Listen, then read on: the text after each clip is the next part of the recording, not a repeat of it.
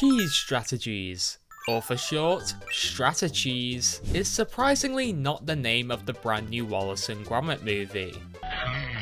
Instead, it's a phrase primarily used in competitive games that describes a way of playing that both requires little to no skill/effort to pull off, but is also considered a viable means of combat against opponents using strategies that require a higher level of skill. Take fighting games for example. Why would I learn to press all these buttons in a certain order when I can just press this button and invalidate everything my opponent has worked towards? Seems pretty logical in my opinion. But hey Hmaz, what about strategy games? What? Like the sponsor of this video, Summoner's War Sky Arena? Because this immensely popular turn-based RPG is currently celebrating its 11-year anniversary. During that time, they've created over 1,000 unique monsters for you to add to your squad and battle with, in both PvE raids and PvP battles. These game modes constantly have additional events and in-game content that means you're not forced to swipe that credit card. Wait, you're telling me all this is free? Yes, generic stock photo, yes it is. And with the current anniversary rewards that include up to 200 free monster summons, a free 5-star and 4-star monster of your choice that comes awakened, max level, and max skilled, and loads of premium items in the shop, there hasn't been a better time to start playing. That not enough for you? Well, here's this free coupon that gives you 10 more anniversary summons and 1 legendary summon. Still not enough for your friend over there? Summoner's War Sky Arena is also letting you select 10 more monsters from the Hall of Heroes to use in this special dungeon. Now he's on board, you too can make a guild, facing off against raid bosses and battling against other guilds together. Wow, I'm checking this out. Amazing. Summoner's War Sky Arena is available to download today using my link below. So yeah. Pokemon is not a fighting game though, it's a strategy game that has incredibly simple mechanics, unless you misclick. Therefore, cheese strats don't rely on a simplifying of mechanics through button presses, but instead by rolling the dice. Outplay my opponent with positioning and predictions? No sir. I'm gonna use the game's random chance mechanics to push the odds in my favour, and eventually rule the world. Random chances in Pokemon include, but are not limited to, accuracy, how likely a move is to hit your opponent or miss and deal 0 damage. Evasion, how likely your Pokemon is to dodge an attack like it's the anime and take 0 damage. And the 3 status conditions paralysis, sleep, and freeze can all render their affected Pokemon unable to attack for an undetermined amount of time. Nowadays, the most RNG, that's gamer speak for luck, you'll get in a modern game of the official competitive format VGC will be a really powerful move like Precipice Blades or Draco Meteor missing their target. However, in the earlier generations of VGC, things were a lot more notorious, particularly revolving around one strategy that had to be nerfed 6 different times over the years. Of course, we are talking about Parafusion. Anyway, what is Parafusion? Another mumbo jumbo game specific term? Yeah, it is. Sorry about that. Parafusion is short for Paralysis Fusion. Paralysis is a status condition that quarters the afflicted Pokemon's speed and gives it a 25% chance of being immobilized every time they attempt to use a move. It's probably the most common status condition because of the prevalence of Thunder Wave, an 100% accurate move that paralyzes the target and is learned by like every Pokemon in the Pokedex for some reason. Usually it's just used to cripple the speed of a really fast Pokemon, but some quite frankly evil players decided to double down on its other effect. By fusing paralysis with other status conditions like confusion and flinch, you could effectively render your target unable to do, well, anything. Think of it like bringing a taser to a boxing match. This strat wasn't without its counters though. Ground type Pokemon were immune to Thunder Wave, taking the para out of Parafusion. That all changed when the 3rd generation of Pokemon introduced double battles, a revolutionary concept that took the amount of Pokemon in a battle and doubled it. The VGC format would also be introduced in Gen 3. Double battles where you brought 6 Pokemon but could only use 4. This new rule set dramatically increased the viability of Parafusion. 2 targets meant there would almost always be a victim for your antics, and having a partner next to you meant you could actually do damage while spreading status. The pair that would first display just how devastating Parafusion could be were Latias and Metagross. Gen 3 VGC is rarely discussed since there were no online battles, but it did exist. Well, it wasn't actually called VGC back then. It was called the Pokemon League. The league held a series of IRL tournaments in Japan throughout 2005, culminating in a final nationals where the winners of each tour would play each other. The Pokemon League battling was honestly pretty consistent with its modern rules. No duplicate Pokemon, no overpowered legendaries, etc. Whether wearing cat ears on stage was a requirement is unfortunately lost to the sands of time. The premier Pokemon throughout the league's runtime was pseudo-legendary Metagross. Joint second highest attack stat in the format? Check. Amazing ability to prevent that massive attack stat from being lowered? Double check. A type combination that has 8 resistances and only 2 weaknesses? Check. Check. Metagross also had access to Explosion, a quite frankly busted move that makes the user faint but takes out just about anything that isn't already dead. In a double battle, Explosion hits every Pokemon on the field, and back in Gen 3, moves that did that don't have the damage reduction they usually do. This is not a Pokemon. This is a nuclear weapon. Popular teammates for a nuclear weapon included Gengar, Zapdos, and Latios, but it was the latter's red-coloured sister that was the most infuriating. Metagross's only real drawback was that it was a chunky boy, and chunky boys usually don't have the highest speed stats. Latias was the complete opposite. A blistering 110 base speed made it one of the fastest Pokemon in the game. Since there were no choice scarfs back then, Latias was almost always going first. What was it doing when it went first? Naturally, it was spamming Thunder Waves, slowing down enemies that Metagross could then whack with its big metal arms. But that wasn't enough for some, so they took this already good game plan and added one of the most broken moves in the game to it, Swagger. When a Pokemon uses this move, it exhibits so much swag that it increases the opposing Pokemon's attack by 2 stages, but also confuses them. When a Pokemon is confused in Gen 3, it has a 50% chance of hitting themselves instead of doing anything useful. Usually it's a high risk, high reward move, but if you take that 75% chance of using a move while paralyzed, and mix in the 50% chance of using a move while confused, and the chances of you doing a move while parafused are 37.5%. It's more likely for your full health Pokemon to do absolutely nothing than it is for them to do anything.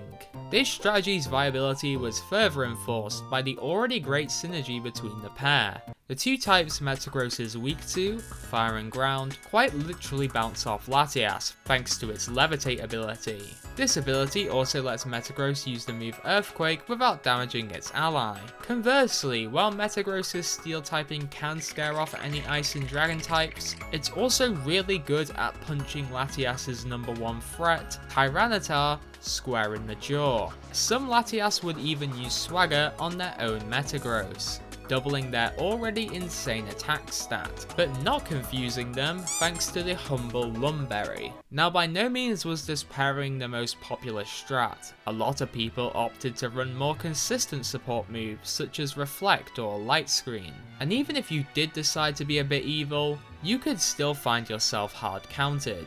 For example, Ground-type Marowak could use its Lightning Rod ability to absorb any Thunder Waves and render them useless, whilst at the same time dumpstering Metagross with a super effective Earthquake. With Cheese though, consistency is not what we're looking for. We just want that one good game that goes so incredibly in our favour, it makes the other guy give up Pokemon for good. Parafusion in VGC was a gimmick at best in Gen 3, but in Gen 4, it was pretty much dead in the water. Metagross was still a premier threat, receiving a big buff in the priority move Bullet Punch, but with every team now having a choice scarfer, Latias was quite literally failing to keep up. The biggest nail in the coffin though was the introduction of Trick Room, a move that reverses the turn order Pokemon attack in for 5 turns. Such a state lets Metagross be an offensive threat with a lot more consistency and freedom, and you don't really want to Thunder Wave and Trick Room as you'd technically be quadrupling their speed. Therefore, Metagross left Latias in favour of other levitating psychic types like Cresselia and Bronzong. Generation 4 also introduced quite possibly the cheesiest move of all time, Dark Void. Darkrai's signature move had a 64% chance of putting both opponents in a double battle to sleep. But it's not like Darkrai is allowed in the official format. He's safely locked up here in... Quick, stop that dog, they're escaping!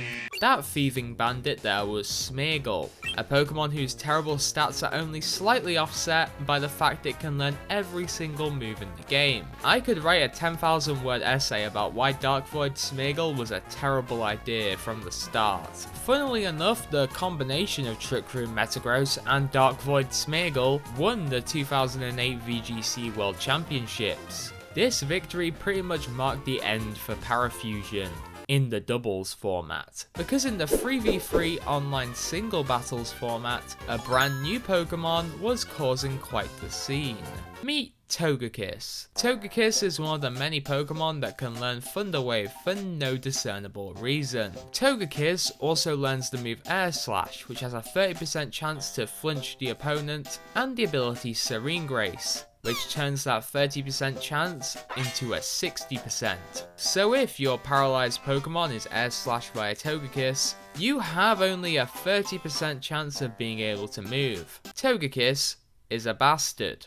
And yes, it wasn't all that viable, but this Togekiss set showed that the spirit of Parafusion could always live on, and live on it would into Generation 5. Pokemon Black and White arrived and things had never been better for Parafusion. First of all, Smeargle was sent to the Shadow Realm as the generation's first season of VGC only allowed Pokemon from the new generation. In the subsequent season, when Smeargle was allowed back in, Game Freak actually went ahead and banned Dark Void from competitive play. Come on guys, that's a dastardly prank to pull on the poor guy.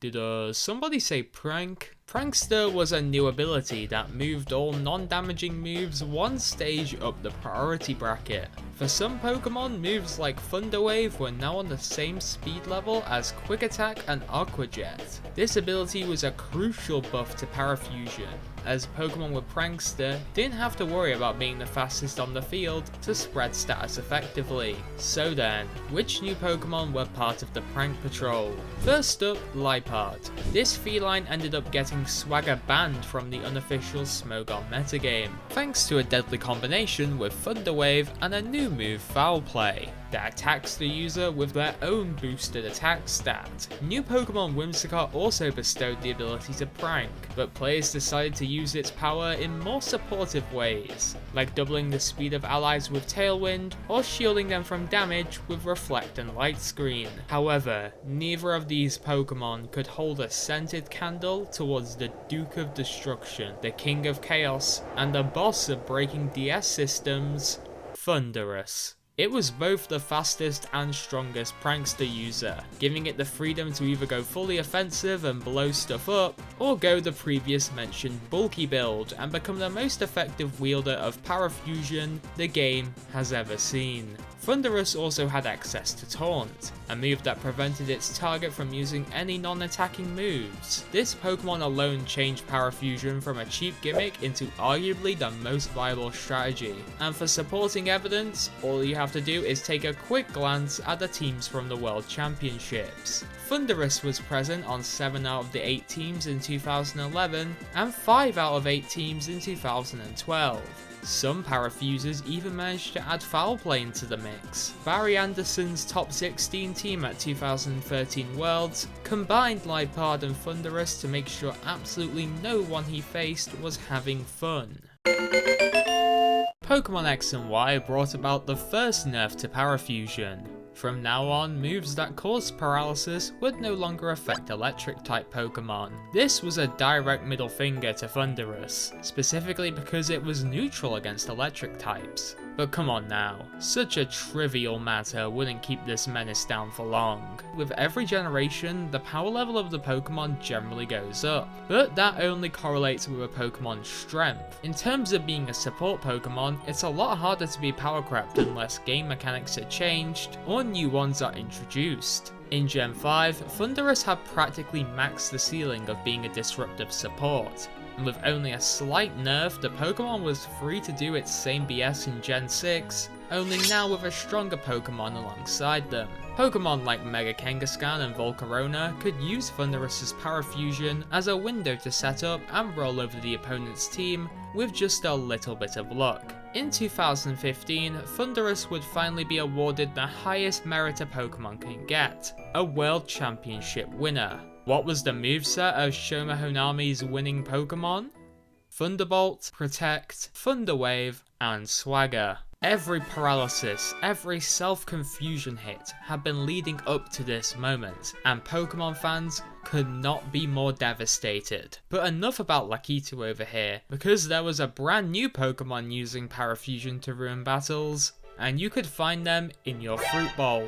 Don't let this goofy design lower your guard. Keyring Pokemon Klefki literally had all the keys to be the most annoying Pokemon of all time. The Prankster ability combined with Thunder Wave, Swagger, and Foul Play had been seen before on Lipard, but it was Klefki that showed just how evil this strat could be. A much better defensive typing and stat distribution greatly increased Klefki's effectiveness at successfully pulling off Parafusion. Sure, Lipard was faster, but that doesn't mean all that much when you have a priority Thunder Wave. It wasn't that viable in VGC because the ever-present Thunderous was faster and sometimes carried Taunt, but in singles, Klefki could sit behind a substitute and slowly wear down basically any opponent. The following is an excerpt from Smogon's Generation 6 Anything Goes tier.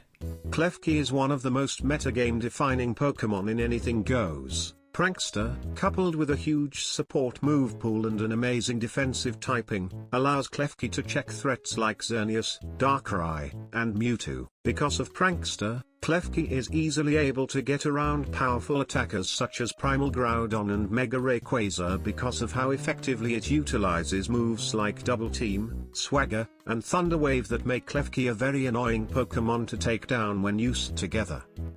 Meta-defining in the tier where you can run 6 Primal Groudon? It wasn't surprising what would come next. Court is now in session. Thunderous and Klefki, you have been found guilty of ruining competitive Pokemon. As such, I sentence you both to the following nerfs. Paralysis will now half speed instead of quarter speed. The chance of hitting yourself in confusion is reduced from 1 in 2 to 1 in 3. Thunder Wave's accuracy has been reduced from 100% to 90%. Swagger's accuracy has been reduced from 90% to 85%.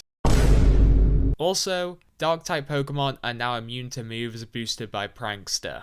LOL. Yep. Klefki and Thunderous's uncompetitive antics had attracted the one force more powerful than Arceus, Game Freak's balance team. All these reductions at once drastically reduced Parafusion's value in Gen 7, and it wasn't long before it was relegated to the tier of cheap gimmick once again. Klefki wasn't hit too hard because it had other viable strategies like setting up spikes, but Thunderous, man, Thunderous was just gone, man. Only one managed to top cut the World Championships throughout the entirety of Gen 7, a hollow shell of its former dominance. And it wasn't even the form with Prankster. Ladies and gentlemen, Parafusion had finally been defeated.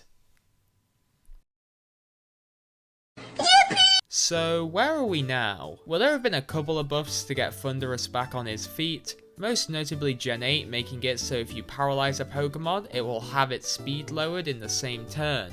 We also got another prankster in Grimmsnarl, a sort of fusion of Whimsicott and Liepard, that could either attempt to disrupt with Thunder Wave, Swagger and Taunt, or support allies with Reflect and Light Screen. Thunderous is also still around and pretty annoying, but quite possibly its most powerful asset is the trauma it inflicts on any old players, taking them back to a time when it had the official competitive format in its light blue hand. Thank you to all my channel members, and I'll see you guys in the next one.